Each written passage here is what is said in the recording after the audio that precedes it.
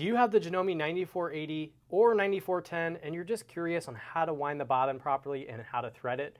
Or maybe you've been doing it and it's just not working out right for you? Well, in today's video, I'm going to show you how to properly wind the bobbin and thread the 9480/9410.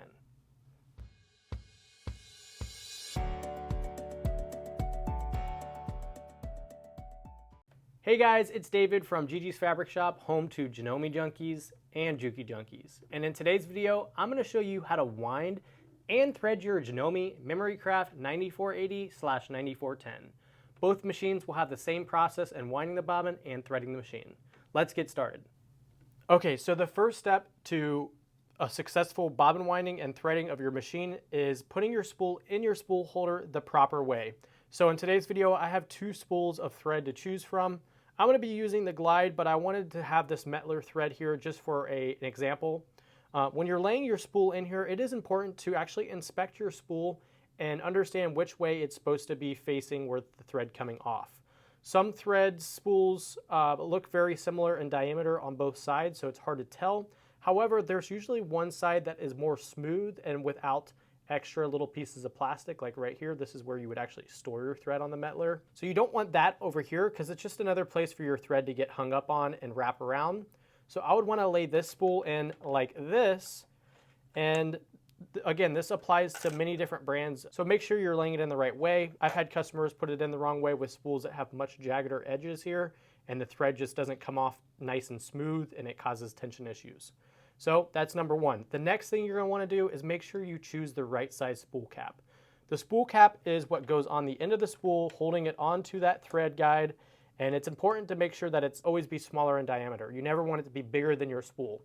So as you can see here, when the thread comes off, that spool cap is going to allow this spool to either spin like that or just allow the thread to come off where it doesn't get hung up on the spool cap. Because if we put a bigger spool cap like something like this, let me show you what would happen.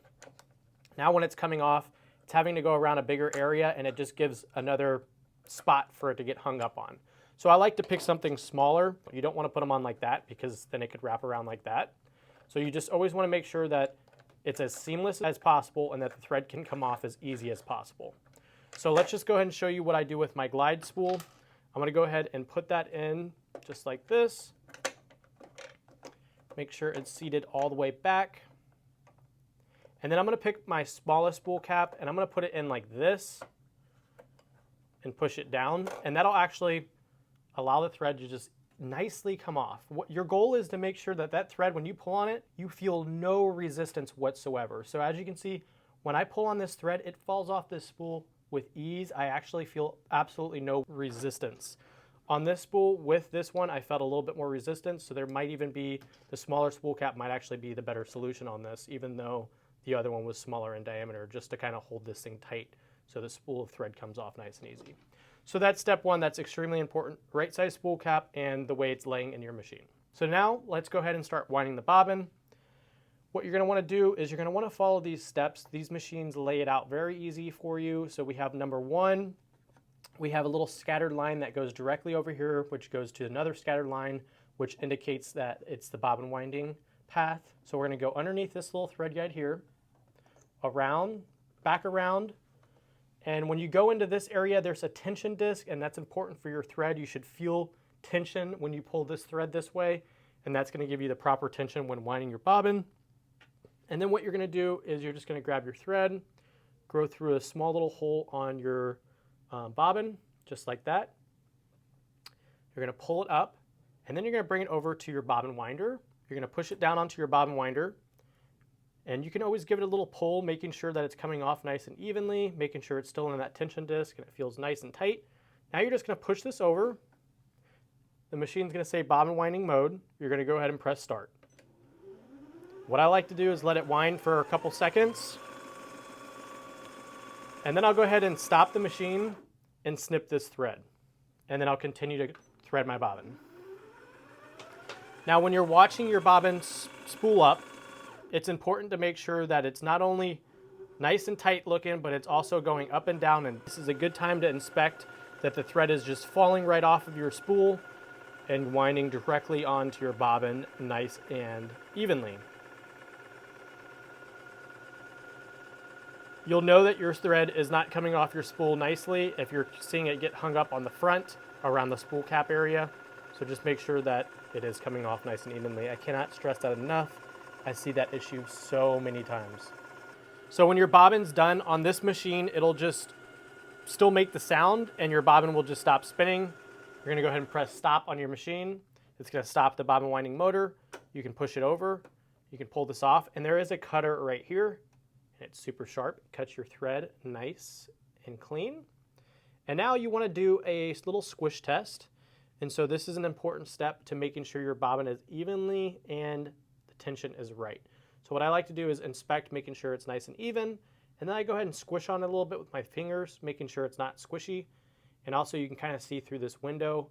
You want to make sure it looks nice and even and that it's not just all bunched up in there and looks like a bird nest. So this bobbin looks great. We're ready to go. If your bobbin doesn't look like this, inspect the spool cap and also inspect that it didn't fall out of a tension disc over there.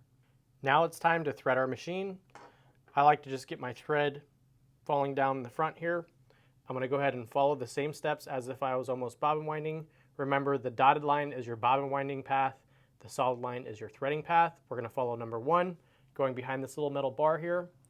Then going around this plastic gray square, following the arrow. Boom, number 2. Now we're going to number 3, following that arrow back up. Now I like to make sure this take-up lever is up, so I'll rotate my hand wheel towards me until the take-up lever is all the way up. Right there. Now I'm going to go right to left around that take-up lever, and you want to kind of see it / hear it click into that take-up lever. If it's not clicking in, you can hold the thread over here to give it a little tension and just kind of pull on it and it should click into that take-up lever. Now you're going to follow it down to number 5 here. Number 6 is going to be around this thread guide here. Then you're going to go around this needle bar thread guide, and how I like to do that is just like that. It should click in all the way to the left so that way it doesn't just come out easily. And then you're going to throw your thread into the needle threader. It's going to go in between this black bar and the plastic bar. It's like a little crab claw. So you're just going to go ahead and throw it in there, just like that. You should have a little bit of slack thread here. I always like to do needle down, needle up before I use my threader to make sure it's in the right position. And now I'm going to push down on the side lever here, and my needle threader will go ahead and throw it through the needle. Now I want you guys to keep in mind, needle threaders only work typically with a size 80-12 needle and above. So if you're using like a 75-11, your needle threader will most likely not work. And if you're using a heavier weight thread, that could also give it issues. So keep in mind, size 80-12 universal needle and higher, and your needle threader should work, and you should have no issues. So now that we have it threaded, I'll go ahead and pick up my foot, bring my thread underneath, and now I can go ahead and put my bobbin into my bobbin case area. So now it's time to throw our bobbin into our bobbin case. Super easy process. You want the thread to fall down on the left side, making it counterclockwise. So thread falling down on the left, counterclockwise with computerized machines. If you're using a mechanical machine, it would fall down on the right side when you put it in the bobbin case. So now we're going to go ahead and drop it into our bobbin case, and it's just going to fall in place. You should have your thread kind of pulling off in the front like this, and then it goes underneath this metal bar. And again, you have these numbers indicating number 1 is going around this, number 2 is going over here, and then it goes over there and gets cut on number 2. Now you can throw on your little bobbin winder or bobbin cover, and now you're ready to start sewing. You don't have to pull up your bobbin thread on this machine. It'll pick it up automatically. So now that we have the bobbin inserted and the machine threaded, let's go ahead and do our first little sew out. Fabric underneath the foot. Go ahead and press the start button. And we're just doing a straight stitch here. Press our little thread cutter. Foot should lift up, and voila. We have successfully sewn out our first couple stitches on our brand new machine. Well, just like that, we now know how to wind our bobbin and thread our brand new Janome 9480/9410. If you guys enjoyed this video, give us a like, hit us with a comment down below if you have any questions or concerns, and I hope you guys enjoyed this video. We try to post as much as we can, so don't forget to hit that subscribe button, and if you're interested in Janome products or accessories, check out JanomeJunkies.com. It's our family-owned business just outside of Tampa, Florida, located in Brandon, Florida. So if you're passing on by this area, stop on in and we'll show you any Janome products or any of our machines or our beautiful fabric selection. We hope to see you guys around. We'll see you on the next video. Bye-bye.